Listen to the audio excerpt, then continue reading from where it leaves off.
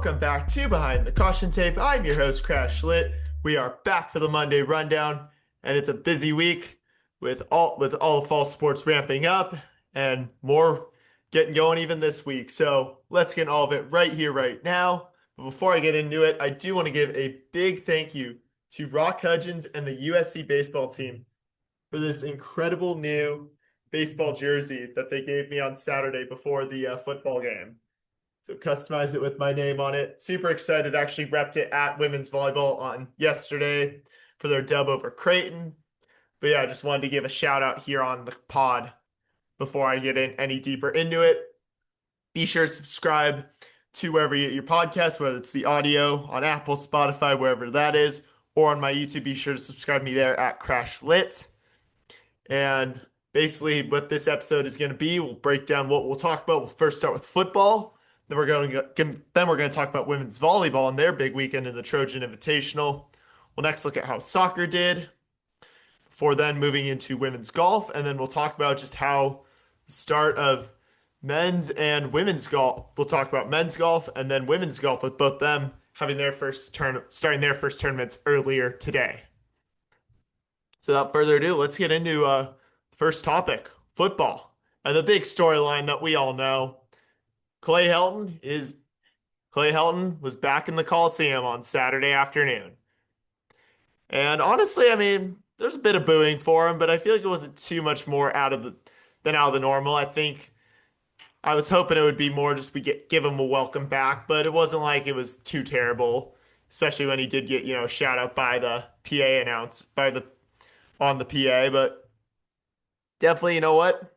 Thing about Helton though, and I mean, I can't speak too much because he only coached 2 games while I was a student at USC, so it was before I was really heavily invested in following the Trojans, was he has never said anything bad about SC.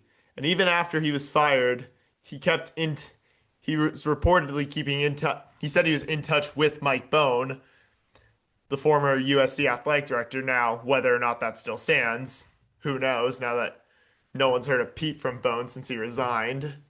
But even still, Helton has never said anything bad about USC, and he was really excited that his guys at Georgia Southern got the opportunity to just come play in the Coliseum and see LA. So I just think you just look at that guy, he's just never, he's a good guy. And you know what? I think he did some good things for USC. He won a Rose Bowl, won a Pac-12, just was never maybe the right guy for USC, but still, I think wishing him nothing but the best, especially just after the game too. He was just saying all the right things, hoping to see USC do well. So just seems like he's a good guy.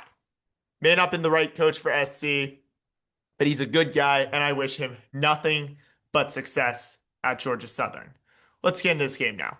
So USC beat Georgia Southern 59-20 in Helton's 59-20 on Saturday, with Jaden Mayava throwing for 412 yards, 16 for 24, 4 passing touchdowns. Wayman Jordan having 16 carries and a score. Makai Lemon, 4 receptions, 2 touchdowns. Anthony Lucas had 2 sacks, and Eric Gentry led with 10 tackles, all of them solo. So you can just see USC really just racking up on the box score. Jaden Mayava played for 3 quarters. Hassan Longstreet came in, went 4 for 6 for 34 yards. And just, you really saw I was really impressed, especially offensively with this team. Makai Lemon continuing to impress, really seeming like he could be that wide receiver 1, but Jacoby Lane still had an insane one-handed touchdown pass. Jacoby Lane is going to be insane when he starts playing on Sundays. And it's just been so exciting watching both of them just ball out with Jaden Mayava. And even still, and you know what else has impressed me? The run game. Especially Wayman Jordan and Eli Sanders. King Miller continuing to impress, but even just the two of Jordan and Sanders being the running backs 1 and 2, especially Wayman Jordan. And I thought I was impressed with how they ran the ball, how aggressive they were. Maybe the biggest thing that I took away from that game was Lincoln Riley didn't give up on the run game after Wayman Jordan had an early fumble in the game that ultimately led to a Georgia Southern touchdown. And I think speaks volumes to how much I think how much Coach Riley has realized the importance of the run game and having a balanced attack. Because I think we saw last year, you'd see Quentin Joyner had a couple crucial fumbles, and Riley just turned completely to the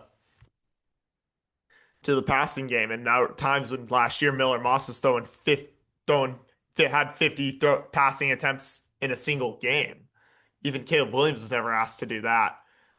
But I think just having that patience and just that trust that your running backs are going to improve and not make those mistakes, I think it speaks volumes to just how much Lincoln Riley trusts Wayman Jordan, especially to be the running back one for this team. And even Eli Sanders too, and King Miller having another big day too. So it's just been really fun to watch this team.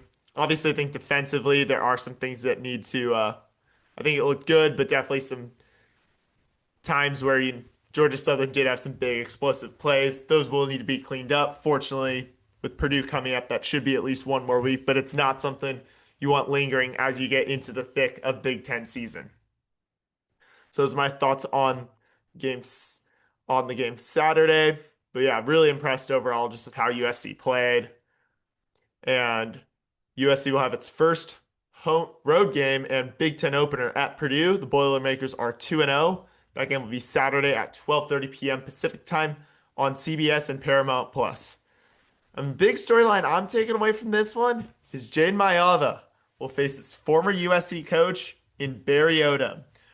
Odom, after having two really good years, even without Mayava the last year, and some other, went 19-8, 2 years at UNLV, and it got the job at Purdue, and already has them with more wins than they got last year. So he's 2-0. I'm really interested in this game because Barry Odom is a defensive coach, came up the way of the defensive coordinators, and I'm really interested to see how does he scheme against his former quarterback because he definitely knows him. Obviously, wasn't as involved in the play calling for the offense when Mayava was at UNLV, but I'm still curious. How does that make him? How does he scheme against Mayava, knowing how he is? So I'm really curious to see this matchup, and I think it's a fascinating storyline. So even though I think USC is going to take care of business on Saturday, this game has really intrigued me for quite a while, if I'm being honest, because of that reunion, because Mayava will face Odom for the first time since he left since since he left UNLV. So I'm super I'm really curious to see how this one goes, and I'm super excited for it. But I think it should be an easy win. Purdue's also hasn't played two tough opponents in Ball State and Southern Illinois. But USC definitely, I think this will be a bigger test. Obviously, the biggest test is going to be Michigan's biggest test coming up will be Michigan State, Illinois, Michigan, Notre Dame. Keep going down the list. You'll see where I'm going. But really, I think you're starting to see the schedule start to ramp up. And I think you're starting to see people say, yeah, USC looks impressive, but can they back it up when they get into the thick of Big Ten play? And I think obviously, see how Purdue looks. I think they're probably going to be on the lower half of the conference this year, but they're definitely not the worst team. I think we can safely reserve that for UCLA and Northwestern. So yes, four is down to any Bruins listening.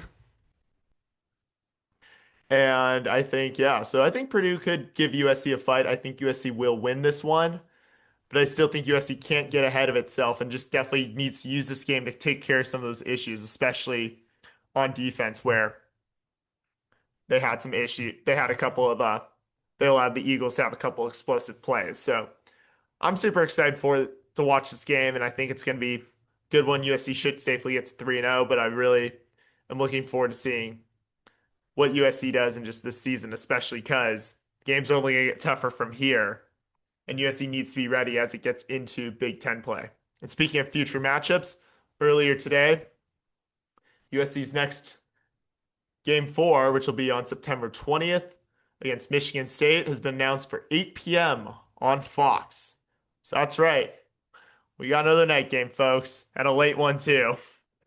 So it's probably better than, 3:30 kickoff, or noon, but definitely could be a chilly one. But excited to just definitely be back in the Coliseum, fully after dark. So it'll be excited to get back in a couple of weeks, and it's just been a lot of fun to keep coming back to these games, and even just be in the student section still, even though I'm out, but still know a bunch of people, so it's still fun. But yeah, I'm excited for that Michigan State game. I'll talk more about that next week. I think that one could be a good. I think that one could be a good one, especially with how good of a coach Jonathan Smith is, and especially if Aiden Shiles continues to get better under him. So that's my thoughts on football. Let's move to women's volleyball now. The Trojans, who were 22nd coming into the weekend, went 3-0 in the Trojan Invitational at Galen Center this weekend. Friday night, they beat UCSB in 5, 25-21, 21-25, 20-25, 25-19, 15-13, with Abigail Mullen leading with 22 kills, Mullen and Deckert leading with 2 aces each, Riley McGinnis leading with 7 blocks, Reese Messer had 47 assists, and Deckert had 16 digs. It was a really back and forth match, and a lot of credit to UCSB.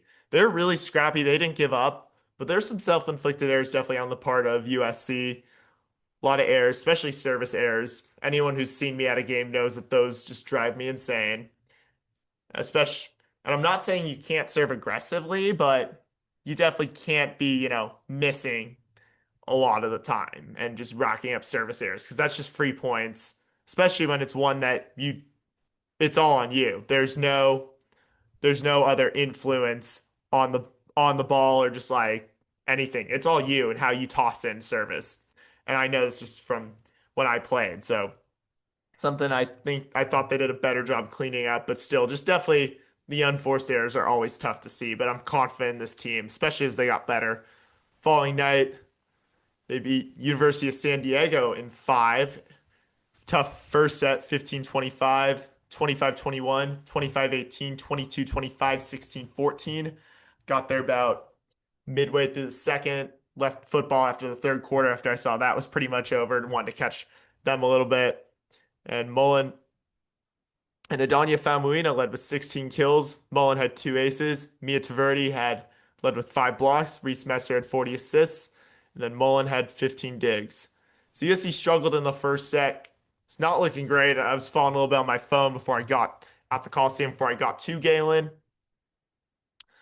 But they definitely cleaned up and really played better in the second, third sets.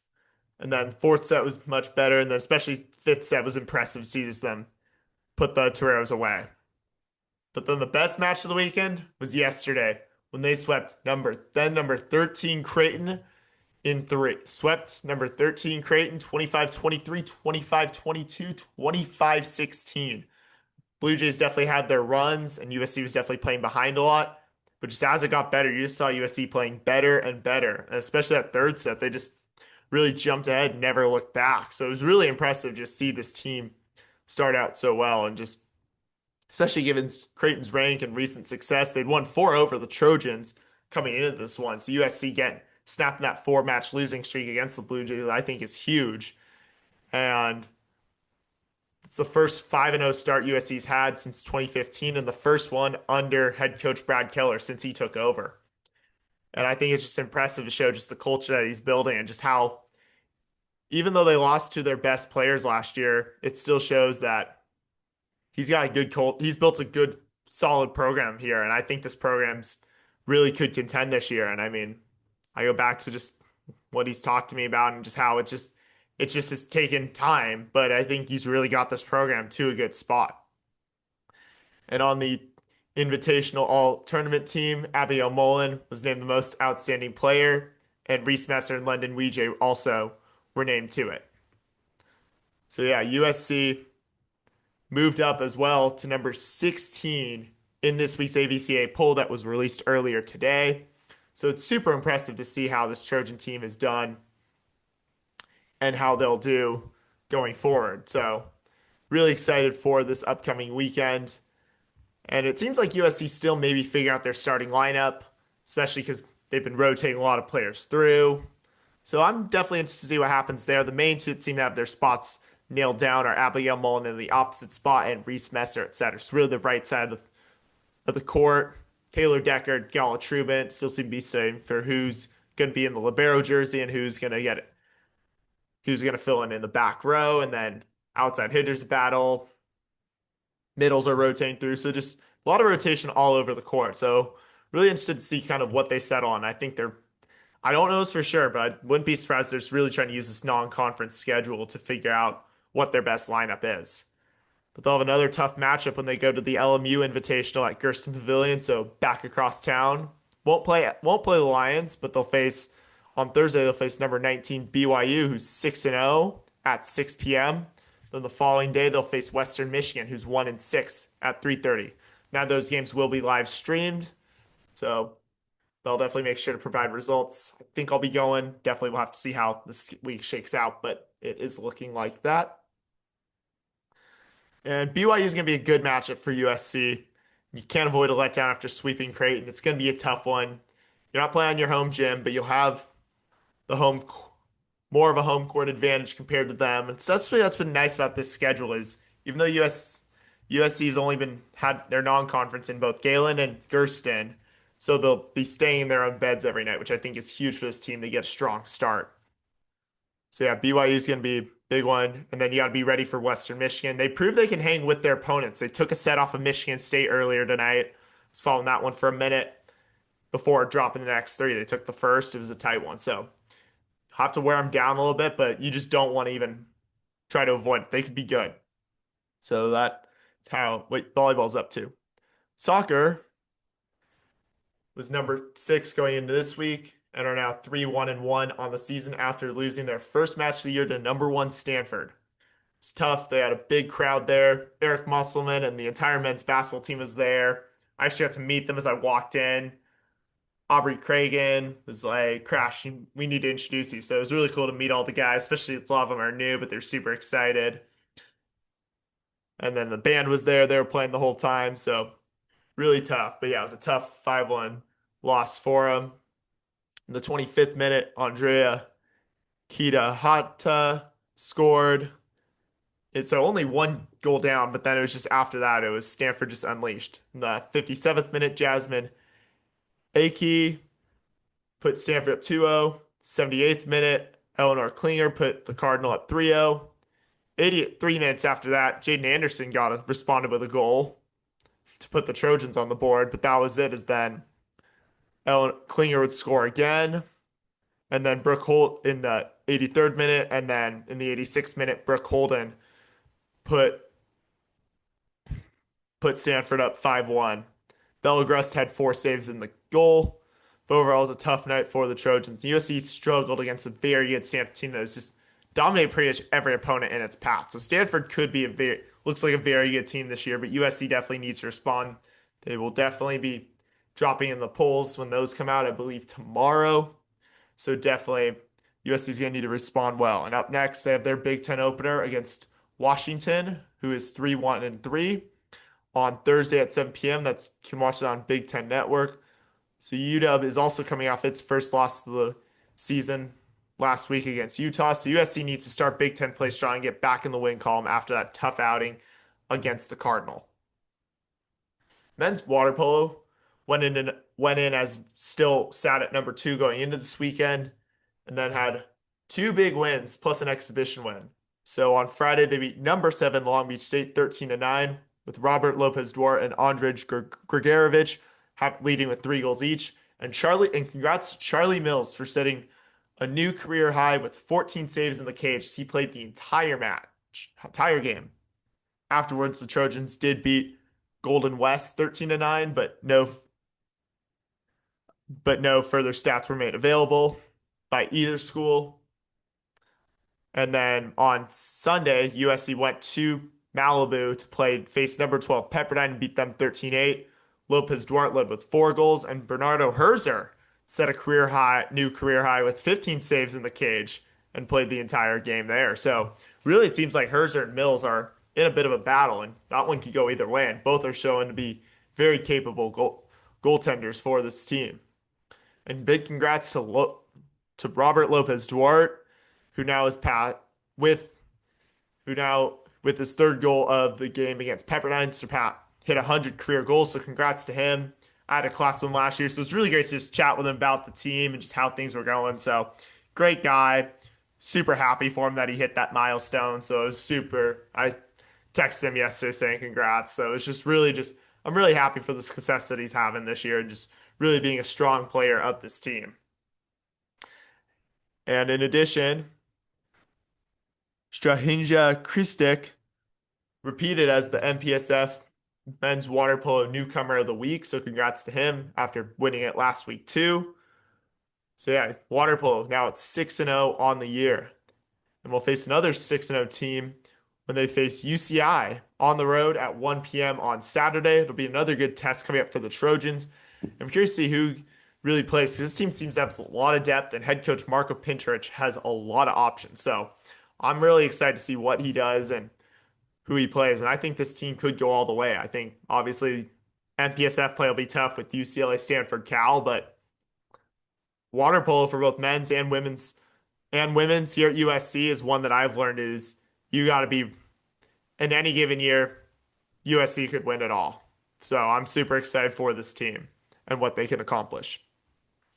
Up next, we got men's golf, and they kicked off their first event of the year when they hosted the Whirlwind Invitational in Chandler, Arizona. And after the first day, they're in first place at 12 schools. So hoping they continue to do well with 30 being a total 35 under par. Their starting lineup is Nicholas Dominguez, Jaden Dumdamava, Jack Buchanan, Raghav Gulati, and Antonio Safa. So best luck to them as they head into the final day tomorrow. Hope to start the year off with a win. So I'll bring more on that next week. And women's golf is in third place of 12 schools after day one of the Annika Intercollegiate in Minneapolis, hosted by University of Minnesota. They have a total score of 292. So they got two more days coming up. And their lineup is Catherine Park, Elise Lee, Jasmine Koo, Sarah Hammett, and Kylie Chong. So that's pretty much all the sports coming up. And now we're going to move into questions from you, the Trojan family. So every week on both my Instagram at CrashLit, I'll put up a question box on my story. And then also on my X page at CrashLit, I'll put up a post where you can ask me any questions. So we'll get into questions right now. So the first one is from Nate Dogg _ Sunshine 1220. He asked, "What do you think about the football team this year and the recruits?" So I think this football team can be really good, but I think it's just they're gonna have to really see how they do in Big Ten play before we really have a true idea. I think they're good, and obviously they've run up some impressive numbers against both Missouri State and Georgia Southern.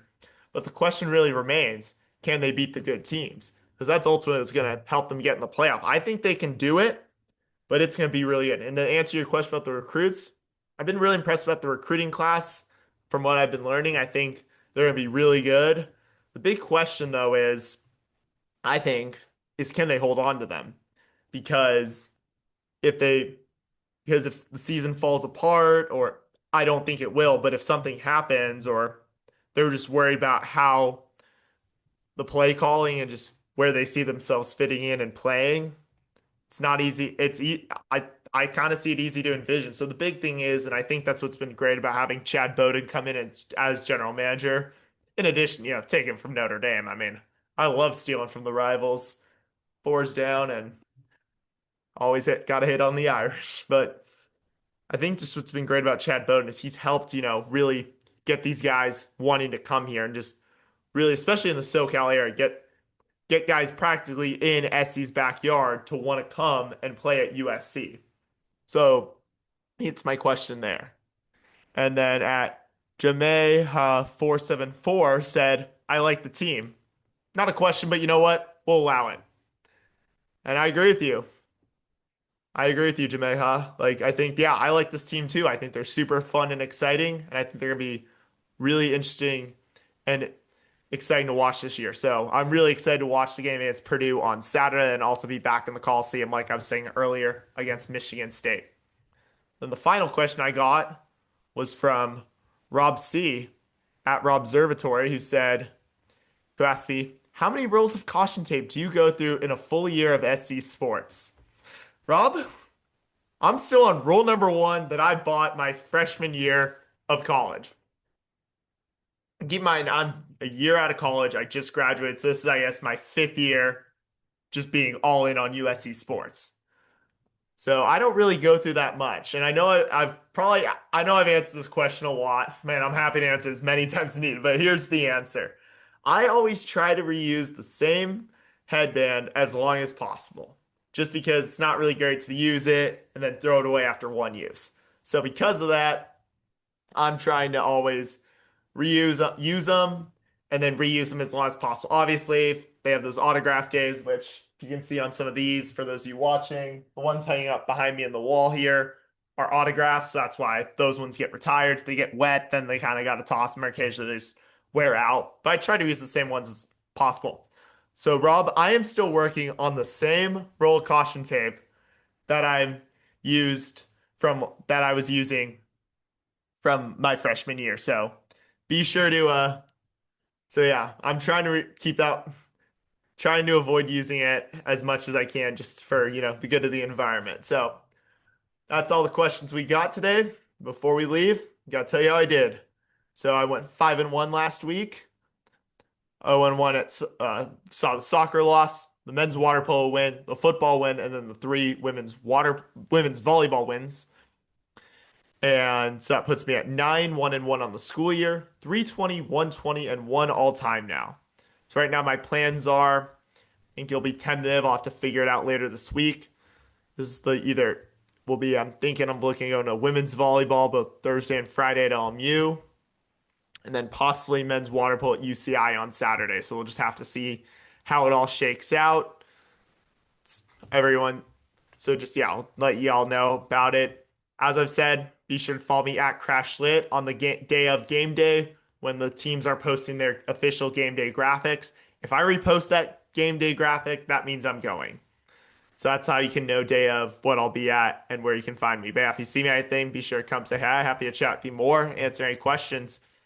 And that's going to do it for us here on Behind the Caution Tape. Be sure to like, be sure to follow, subscribe. Be sure to follow me at CrashLit on my Instagram, my X. Subscribe to me at Crash on YouTube to get more of these videos and see all my content I'm posting. So yeah, excited to be back next week. We have Monday rundowns every Monday, and I'm also working on getting some exciting guests. I'll announce more about that when I have more. I'll see y'all next week then, and fight on.